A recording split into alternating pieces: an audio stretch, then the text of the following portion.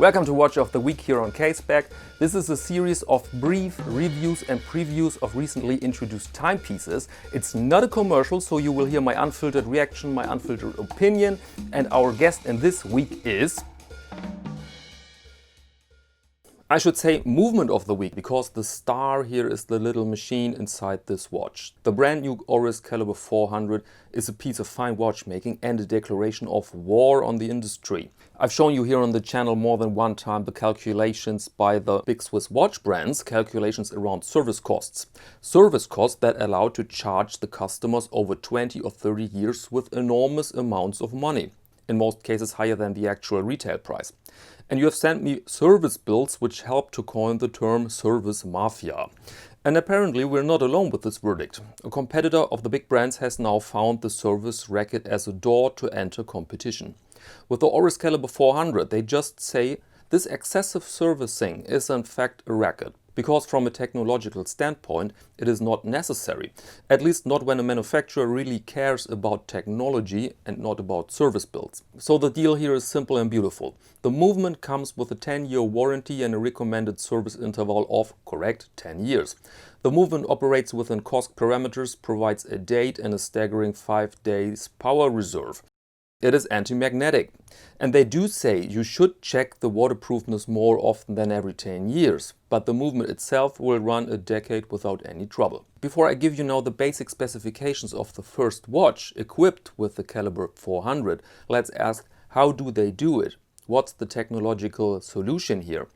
Two aspects: low friction silicone parts on critical points and a replacement for the conventional ball bearing which holds the rotor. The replacement is a slide bearing with less friction and a single directional winding system. So they go a step back. And people may ask now if a single directional rotor is as efficient as a bidirectional. No, it's not. But your motion brings such an excess of energy into the movement that it's more than enough even when the rotor winds only in one direction. And now let's go over the watch basics here. The Oris Aquis is a well-known, well-accepted diver, so I'll keep this short. We have the steel case, 43mm is the case diameter, super luminova, sapphire with anti-reflexive coating, screw-down crown, rubber strap or metal bracelet. And it's waterproof up to 300 meters. On the dial you find those 5 days as a sign for advanced technology. And I'm personally not a big fan of the Oris Aquis because it's in my eyes simply too big. And Oris set another standard design-wise with their diver's line, Diver 65, which just brings more character with it, more ambition, more joy. But that's a matter of taste, of course. If you like your Aquis, then perfect.